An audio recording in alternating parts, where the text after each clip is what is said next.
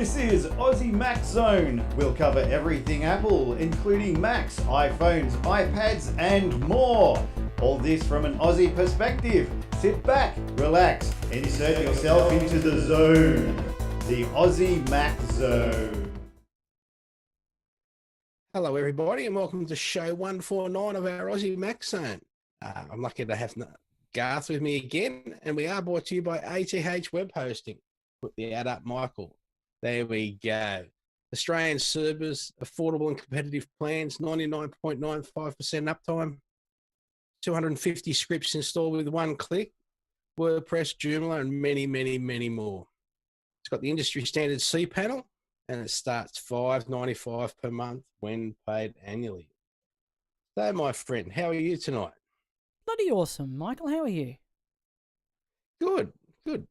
That's good. For all the people that don't know, we just had my machine died, and my video recording machine died, so I've just had to panic and build it all up again. So we're short one camera again this week, but that's all right.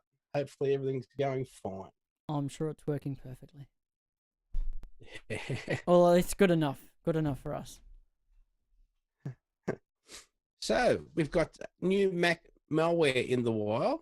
9 to 5 Mac reports after the first ever example of Mac ransomware was found in the wild earlier this year.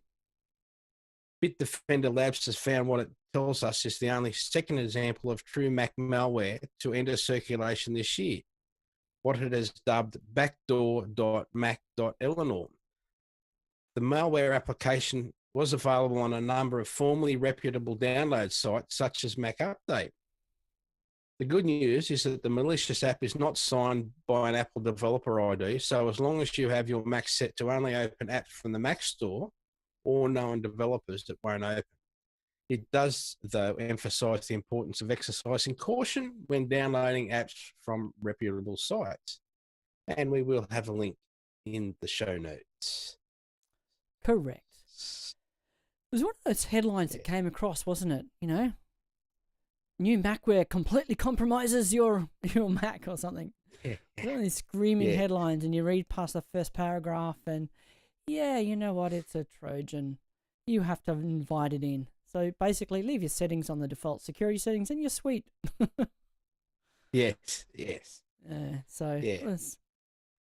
only silly people like us to get infected because we're the ones that play with things. Yeah, you know what? And yes and no, and it's a lot of people who think, you know, I don't need to worry about that. I know what I'm doing. You know, that kind of arrogance we all probably get a little bit at times. Or should we think, oh, we're power users, we don't need to worry about that stuff. We can turn off Gatekeeper and turn off this and that, and I can download it from wherever I like, and blah, blah, blah, blah, blah. And that's when you get yourself painted in a corner or sucked down a black hole you didn't mean to go down. But just look, leave it on the recommended settings. Be careful. Leave it so that only signed applications can run, or stuff you've downloaded from the App Store. If you do come across something that isn't signed, then okay, is it a genuine site that is it a genuine developer that you know of? And if it is, why the hell haven't they signed their application? You know, why haven't they paid the $99 to become a developer and get their application correctly signed? And as you said, show a little caution. Yeah, absolutely. So now you and I have been having some iOS 10 beta fun. So I loaded iOS 10 on my old iPhone 5, and I'm loving it. Seeing the notifications on the lock screen, then you swipe right for more info like news or how long to get home or your next appointment from Maps. Apps I've searched for recently. You swipe left for the camera or swipe up and right to control the audio and easily AirPlay it onto other devices. Sorry. Messages, super easy to add those tricks they showed at WWDC, like the handwriting or the heartbeat, all really, really easy. And 9 to 5 Mac has an excellent video on 50 new features in iOS 10 Beta 2. And again, we'll have the show notes, have it in the show notes. Absolutely. So how have you been enjoying it so far? I'm loving it. Yeah, it's pretty stable for first public beta, to the point that I have put it on my main device because I'm an idiot, basically. And but no, I haven't had too many issues. You get the occasional, where I've had it a few times a day. It will, like, VoiceOver will turn off and turn back on again. Okay. It'll go down instantly and come straight back up. Just little things like that. If you're not even actively using it, you probably wouldn't even notice. So my biggest challenge has been the when I swipe. You get a phone call and you're swiping it to answer it, and it's not answering. It's sometimes it will, sometimes it won't. You hit the home button or hit the power button, and then it'll let you swipe to answer it. But mine was doing that before I put the update on, so I can't really blame it, I don't think. I think I've only had 1 or 2 phone calls since I've been running it. I don't really get many phone calls. I don't use my phone for a phone that much, so I'm not too sure about that one. Oh, I'll just give out your number now, and we can all call you. Yeah, we can sort that out. Yep. Okay. What I've been loving is the photos. Have you played much with the Photos app, just with the faces and? So awesome stuff for me personally. I can swipe over a photo. It'll tell me. So even before, it would say one face, small face near left edge, whatever. But now it'll go, looks like a celebration, looks like a cake with a candle and one smiling face. So it's just so cool. So, you can imagine, give it a bit of time, it'll be, search for, just the photo recognition stuff. You'll be able to search for various things. But it's really cool for just being able to find stuff that you're looking for, Like you said, the messages is pretty cool and working pretty well. It's a little bit buggy, but not too bad for a first public beta. The new Mail app, the filters in the new Mail app are fantastic. I use my phone for a lot. I use Mail on my phone a lot. So having those filters in there, having the accounts, being able to expand them and see all the subfolders without actually digging into them, I like a lot. A lot of neat stuff throughout. I haven't played with the Mail on it yet, but yes. Okay. I should. Yeah. Yes, I'll look forward to that. It's really nice. I like what they've done with Mail under iOS 10. What else? That's the main stuff that I've used so far and enjoyed. Actually, the other thing that I love is the integration of 3D touch now. So you can force touch just about anything and something will happen. So even on apps on the home screen where the developer hasn't actually done anything, hasn't actually associated any force touch actions to it. Yeah. When you force touch an app like that there's developer's done nothing, it'll bring up a little shortcut menu to either share the app or open it. So how sometimes you'll be talking to someone, I've got this really cool app, and you just want to share it quickly. Problem is, you go to the App Store and there's probably 20 apps by the same name, or the name the app has on the home screen is not the same as it's got in the App Store. You know what I mean? Yeah. So with iOS 10, you just force touch the app, you'll get a share icon straight there, which is nice. Excellent. So they've sort of, I guess those little touches to me means that I think you're going to become more accustomed to trying the force touch on different stuff, because there's so many more actions in there that it's sort of a feedback loop that feeds on itself. You know what I mean? When there wasn't much there, you didn't bother trying, so you didn't discover the stuff that was there. But now that there's a lot more there, you're going to try more, and that will only encourage more developers to support it. Yep. No, it's definitely got something for us to play with for the next couple of weeks, for sure. Absolutely, yeah. So we've got Telstra has claimed Choice's recent analysis of selected mobile and internet plans offered by the telco giant and the industry is flawed. In a blog post, Stuart Bird, Telstra Fixed Products and Services Executive Director, said Choice's analysis only takes into consideration a handful of Telstra's plans and ignores the rest. Sorry, including the breadth, speeds, and availability of Telstra's network and its free offerings available on many plans, such as unlimited access to AFL and NRL season passes, home broadband, mobile security, and Apple Music. It's a misleading back-of-the-envelope exercise from Choice, and frankly, we think consumers deserve better, he said. The analysis by Choice examined the so-called Telstra tax consumers were paying for their services, disclosing that Telstra customers were paying up to 92% more for their broadband service and up to 35% for their mobile plans compared to customers on equivalent products offered by Vodafone, Optus, Virgin Mobile, TPG, and iiNet. However, Choice did point out, to be fair, that Telstra does offer its mobile customers an extra 10 gig to use at its Telstra Air Wi-Fi hotspots, and the company recently reconfigured its mobile broadband plans by increasing data allowances or decreasing prices to make them more competitive. So yes, there's more to that story, but it's just comparing like for like is nearly impossible anyway, because they'll always have something that's fractionally different. Exactly. Yeah. Optus have got what have they got?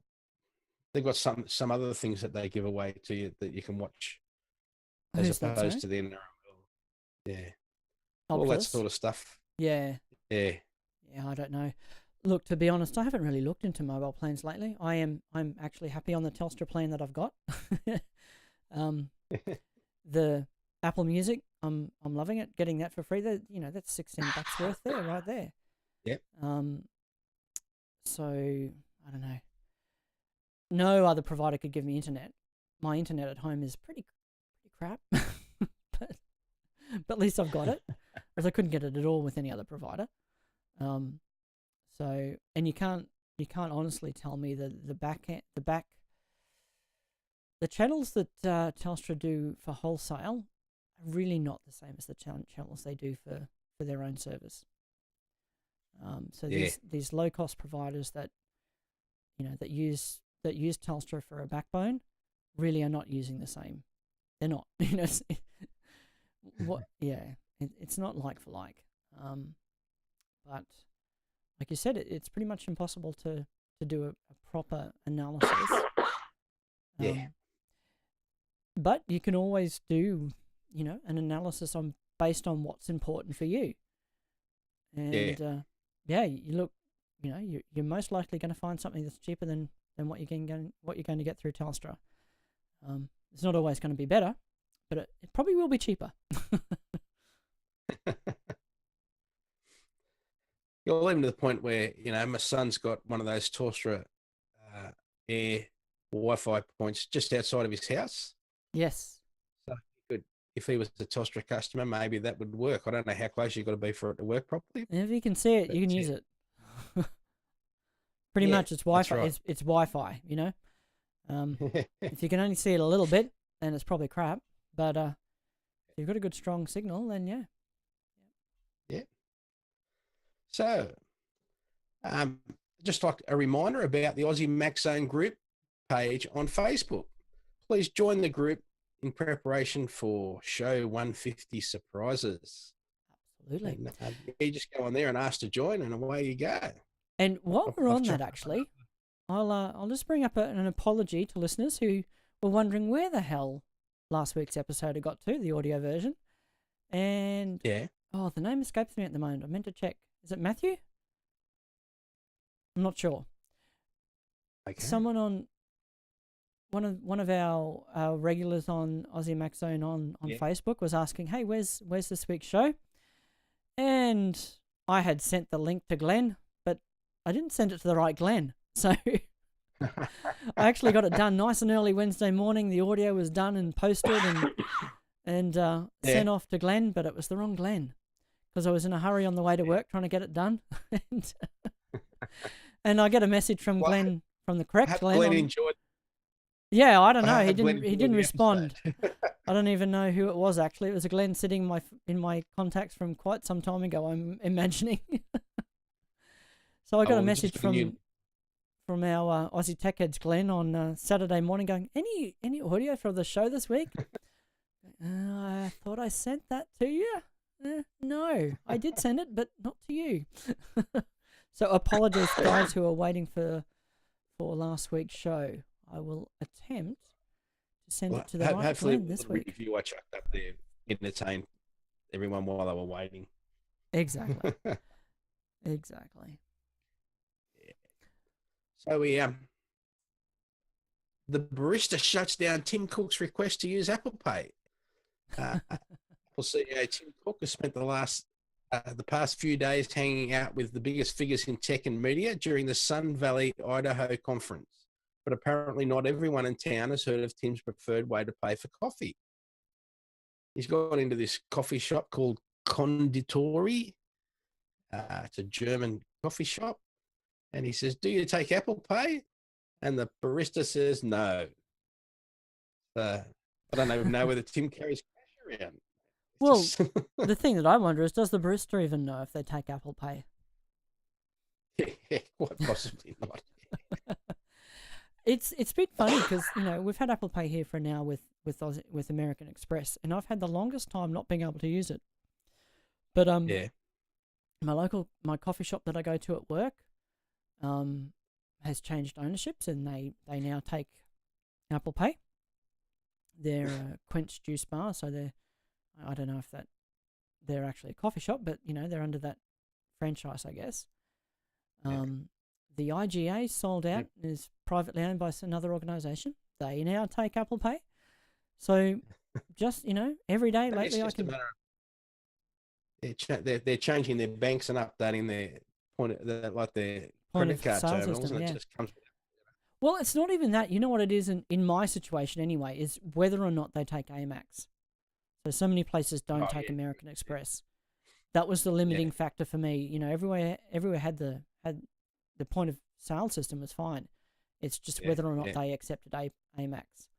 And now the places that I go to on a daily basis do.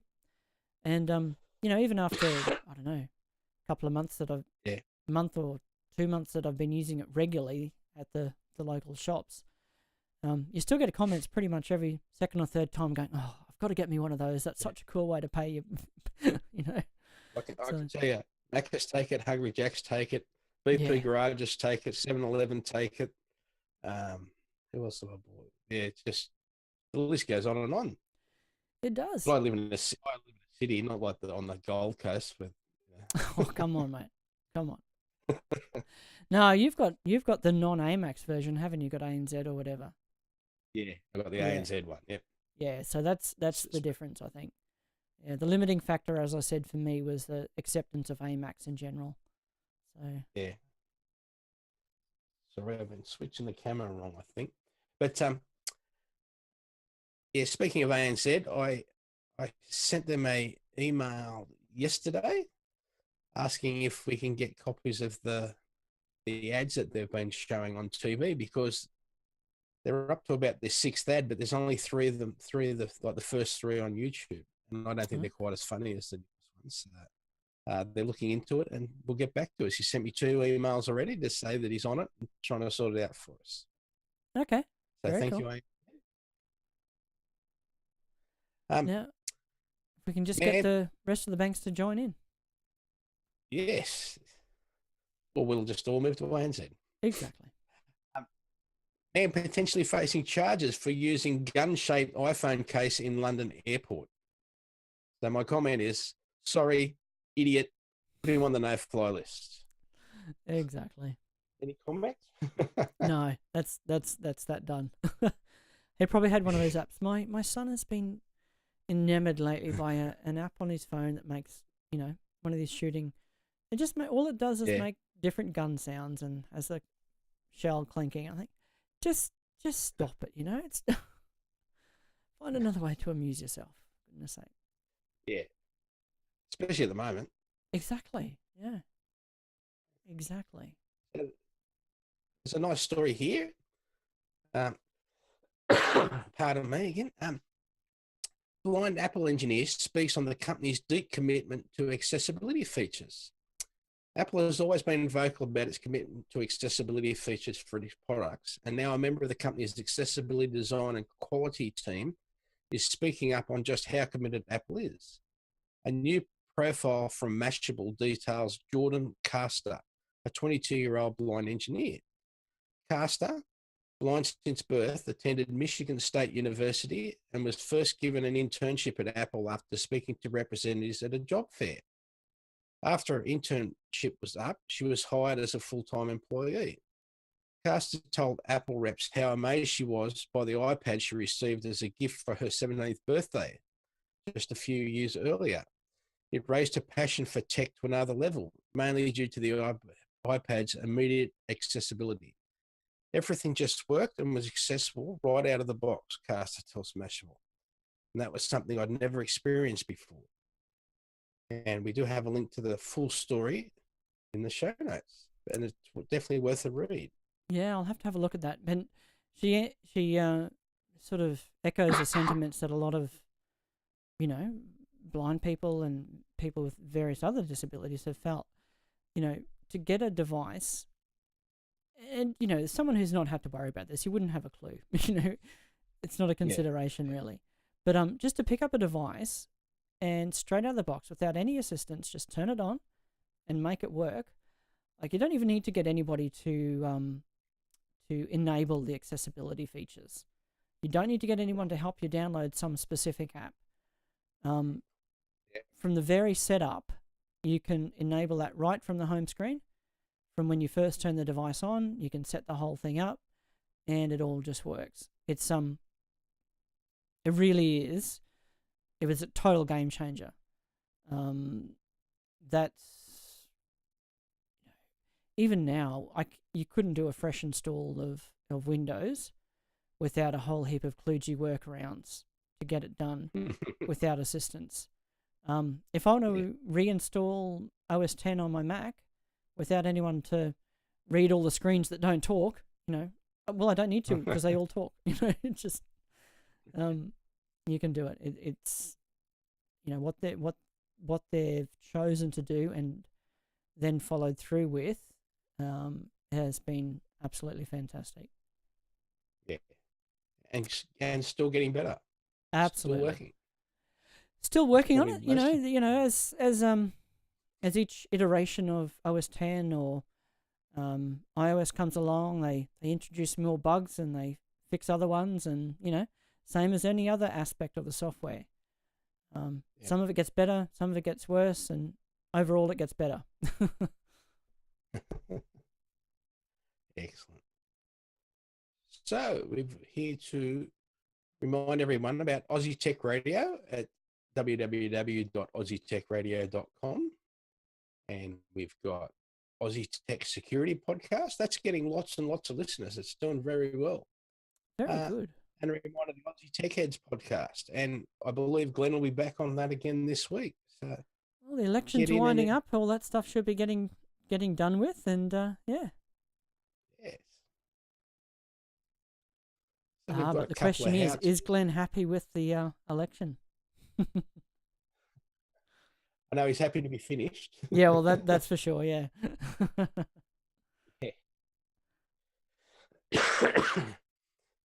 But he's lost weight with his personal trainer and not getting any sleep for a few weeks. Well, there you go. There's an upside. At least someone came in front with the election. Exactly. Exactly. Nobody else.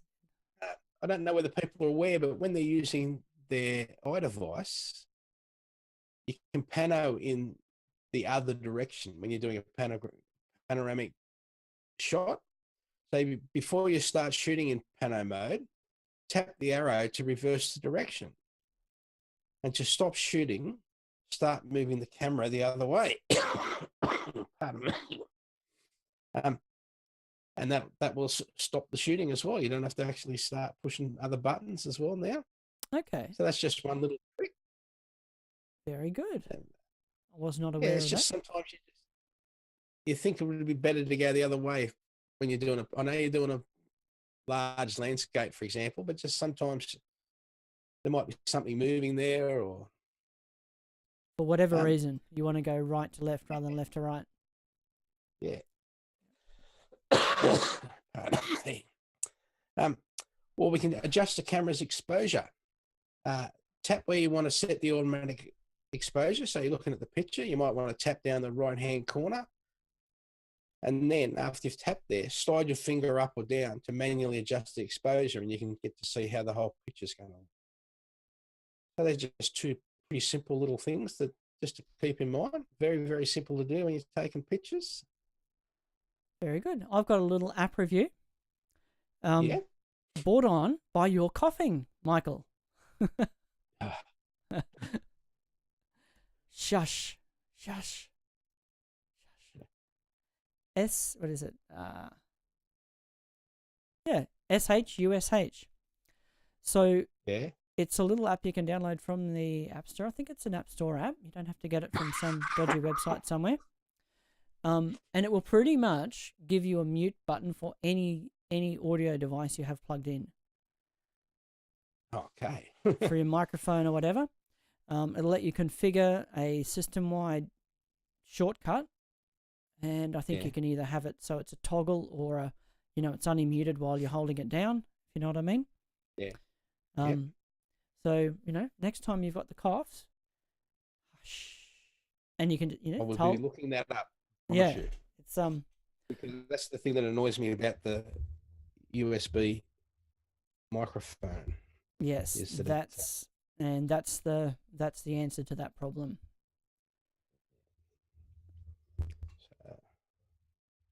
Even my microphone's getting the droops tonight. Can't. Yeah, mine is too, actually. So, it's a handy little one. Yeah, try that for a little bit. Sorry about that. Oh no, that's all right. That's all good. Yeah. That's all good. We all have these things, Not all healthy all the time. So, everything you need to know about Google's My Activity page. So, does Google know everything about me? Pretty much, yes. Seriously, everything? So, especially if you frequently use Google's many products, such as Android or Gmail or Drive or Google Maps or YouTube or, Google Search. But there's some good news, sort of. Google has introduced a new data dashboard called My Activity page, where you can see just about every single piece of data that Google has collected about you over the better part of the past 2 decades. Every website you've ever visited, every image you've viewed, every search term you've typed for. It's terrifying, but it's also pretty useful because, as evidenced by the amount of data Google has stored on you, knowledge is power. From the My Activity page, you not only see what Google is tracking, you can also take steps to delete data and prevent future collection. So what is the My Activity page? The My Activity page is a hub where you can see all of the key information, and you can find this page by going to myactivity.google.com. You'll need to sign into the account. Yes. The activity from a variety of Google products, including search, image, maps, play, shopping, YouTube, even help. So yeah, just there's again a full story, link in the show notes, and just to remind you, it is called myactivity.google.com. I will check that out. Keep an eye on what they know about you. Just to see what is in there, because I'm sure it will be horrifying. I must admit, I do a couple of things to sort of ameliorate that situation a bit. Usually I'm signed into a Google account that I don't use, an anonymous account in Safari. So that's the one I leave signed in Safari. I don't use anything on the account other than a sign in. got a different account for when I had a Google Play Store for an Android device I foolishly tried using for a while. And then I've got a couple of other Gmail accounts that I use for different mail situations. So they must have a lot of stuff. And if they tie all those accounts together, they'll have even more, I'm sure. Yeah. So while you're looking that up, Pokemon Go,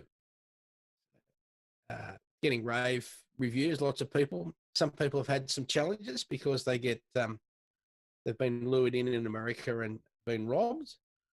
One lady was also went looking for a Pokemon down by her lake, and unfortunately found a dead body. Oh my goodness. Yeah, but Well, someone had to find it at some point. Yeah. So Nintendo because Nintendo and Google have sort of joined forces on this one, and they appear to have a hit on their hands. But end user agreement is strange. They have your email address and password. They can look at the last thing you search for on Google. And what a brilliant way of mapping the inside of buildings because they have your location. Mm. So if they really wanted to, they could gather massive amounts of information while you're playing their game. So, what did I see on this one as well, where it's not actually Nintendo, it's the Pokemon Company. They're a separate entity from Nintendo, but Nintendo's stock price has gone up massively. Yeah, it went up 10% or something. Yeah. But I'm not sure how connected to Nintendo it is even anymore. Okay, I'll have to try and look that up. Because I made the assumption, of course, because I heard the price went up, so I haven't actually looked at it. Yeah.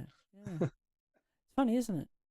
I'm sure that they've still got to be connected to it for sure. You would think, but it's actually a sort of it's a separate company that that they've started, or I don't know how the ownership goes, who owns what exactly, but it's the Nintendo company the Pokemon company that has this particular app in the App Store. Okay. But anyway, Australia, New Zealand, and the US at this stage have people are going crazy.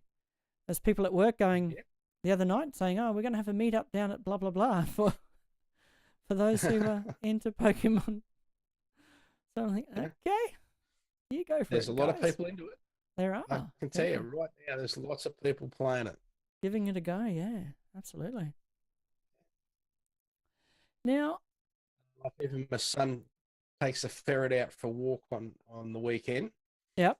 Down to next to the river down here in Penrith. There's nice walkways and things to go for a walk, and he's got the game playing, and then there's other people that are it's sort of designed to bring people together because you get to a certain point where you're trying to get this Pokemon or whatever. Yeah. Everyone gets talking, and then it went from 2 people to 5 people walking up to the next one, and things like that. So it's pretty cool, isn't it? I suppose from that point of view, where it's it's a game on your phone, blah blah blah, but at least it's getting people to actually meet up in the real world, which has its inherent dangers as well, meeting up with strangers in the real world, but it's also a good thing. And did you say he's taking his ferret for a walk? Taking the ferret for a walk, yeah. Okay, let's just leave that one there. Interesting. I'm sure they make wonderful pets. Yeah, well, my nephew had one quite a few years ago too. So yeah, there you go. Family have an eye. The other thing was you could say, well, at least the kids are getting outside and walking around as opposed to just sitting there playing games. Yeah, totally, 100%.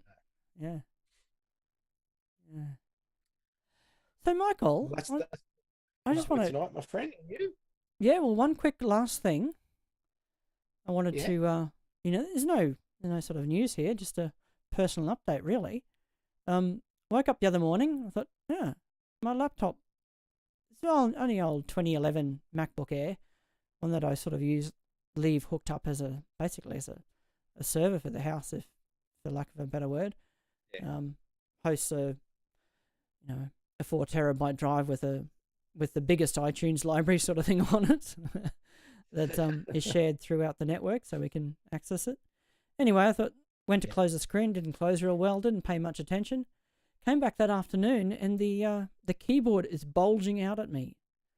So the bottom is none of the 4 touch points are touching the ground. The bottom's just bulging out, and the keyboard's bulging out. So the 5-year-old battery had decided to blow up and started expanding. Don't use the word blow up, please. Yeah, well, it didn't actually explode. It just got larger, much larger than it should do. Yeah. It expanded dramatically in not such a brief time. So basically, I turned the MacBook Air off, took the power out of it, and made an appointment at the Genius Bar ASAP. At which point I just took it in. They pulled the battery out, got rid of it, and the MacBook Air went back into shape. The keys fell in the right spot. The trackpad, which had become a little bit wonky, all went back into shape. It sprung back perfectly. The price to get a new battery in there was a little bit higher than I was willing to pay on a 2011 device that didn't get a lot of usage. But as I just left it plugged in to power anyway, I can still leave it plugged in. It still works perfectly well. I just can't bump that cord off. So a bit of gaffer tape to hold the cord in is probably worthwhile. And there you go. Excellent. I'm glad they looked after you properly. Well, they could have looked after me better and given me a free replacement battery, but that would be a little bit too much to ask for, I think. But as you said, you don't need it anyway in your particular case now, so that's fine. That's right. It's not hugely important anyway. Yeah. If it did have better battery life, I probably would take it out of the house as my go away laptop rather than my main one. But that aside, it's I've put a Mac OS Sierra on there, which I haven't had a chance to play with yet, but we'll see how that settles into a 2011 device. Excellent. Yes. I'm proud of you. All right. Well, that's what I have. That's it. Yeah. And hopefully, listeners, you'll be hearing this before Saturday or Sunday this week. And I just apologise for all my coughing, people. But that'll get nothing. I'll see how much of that I can get rid of in post, hey? All right, mate. Thank you. Right. Have fun. You too, and thanks for listening, guys.